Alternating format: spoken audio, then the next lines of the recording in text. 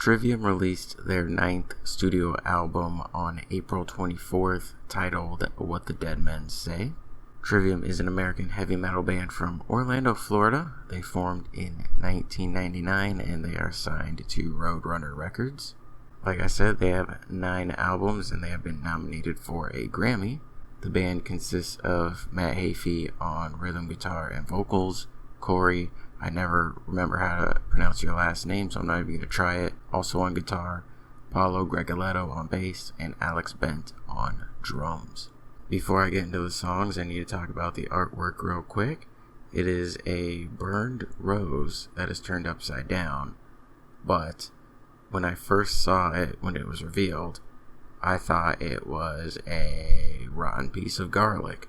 And I was like, wow, that is a bold choice for some artwork. But no, it's a rose that is burned. I didn't see the stem at first, that's why I didn't realize it. But now that I see, I thought it was like the part of the smoke, but it's okay. A burned rose is much cooler than a rotten piece of garlic.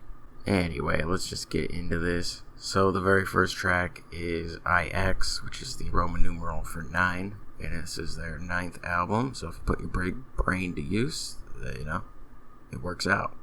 This is just an intro track. It has a really cool build-up that leads into the next song, which is the title track, What the Dead Men Say. And the way that Matt comes into the song and starts singing just gave me goosebumps. It was a really good way to kick this album off. My only complaint is the little itty-bitty guitar solo. It's really good, but it's so short. The instrumentation on this album is fantastic. Everybody holding it down. Everybody has a presence. You can hear all 4 members. No issues. And you really don't have to worry about anything instrumentally with this lineup of the band, because everyone is just phenomenal at what they do. Alex always going to deliver on the drums. Matt, Corey, Paulo locking it down on bass and guitars.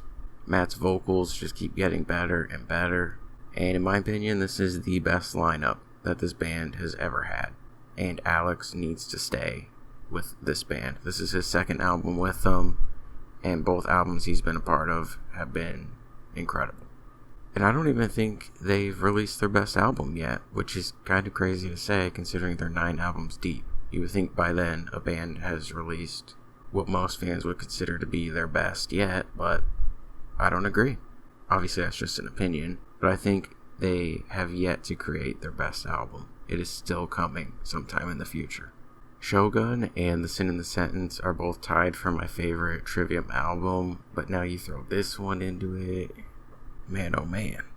I think Trivium are just now entering their prime, because some people will act like Trivium are on their way out, or they're old, or whatever. They're in their 30s, and they have many, many years left, and bringing Alex into the band has allowed them to progress, not regress. And because of that, I don't think they've released their best album yet. I don't think I could talk about every single song on this album because I'm just going to keep repeating myself. Like, the guitar work is great, the bass is great, the drums are great, the vocals are great, the choruses are great, lyrics are great, and that's pretty much what you expect from this band. They've never disappointed me. I have nothing negative to say about this album. They're just an amazing band, and they're amazing people as well, because I've met them a couple of times, and I just cannot say enough good things about them. They deserve every ounce of success, and they're my 2nd favorite band for a reason. I'm also not even going to say what my favorite song on this album is, because if you know how I am when it comes to music, then you could probably take a guess. Catastrophist, that was the first single released, and really what more could you ask for from this song? It has everything in it. Amongst the Shadow and the Stones, one of the heaviest songs on the album, probably along with Bending the Arc to Fear. Musicianship is of course on point, Matt's vocals are up there. This is the best Matt has ever sounded, and I was thinking about what previous albums would sound like with his current vocals on them, or maybe with Alex playing drums on them. Like, what would Silence in the Snow sound like if Alex played drums on it? What would Ascendancy sound like with Matt's current vocals on it? And I was like, well, wait a minute. Just listen to the Defiant. Because the Defiant is the most Ascendancy sounding song on this album. And it's fantastic. That chorus, too. I can't remember which band member said it, but they said that this album was basically an amalgamation of their previous work. And they were right about that, because you can hear bits and pieces of previous albums on the new one, which is really cool. I've seen people say that these guys aren't capable of making a Shogun 2 or Ascendancy 2, but they can clearly tap into whatever sound they want and pull it off. They're definitely more than capable of recreating those albums, but releasing albums that sound the same isn't fun. So of course they're not going to do that. But could they? Yeah. Sickness Unto You? I mean, come on. And I heard that little bleh in there. And Matt, if you're going to do a bleh, it needs to sound a little bit more disgusting. But it was okay for a first timer. Scattering the Ashes. I don't know if the song is inspired by God of War or not. Father, Son, Ashes. They did make a song for God of War 3 called Shattering the Skies Above. So I guess they do have like that little connection. But God of War was the first thing I thought of when I heard this song. And then you got Paulo doing some vocals on here. Calm down, you little Italian sausage. It was cool to hear, though. Coming up with a set list must be really hard for these guys, because they have so many good songs. They could probably play What the Dead Men Say, Catastrophist, Bleed Into Me, Amongst the Shadows and the Stones, The Defiant, Sickness Unto You.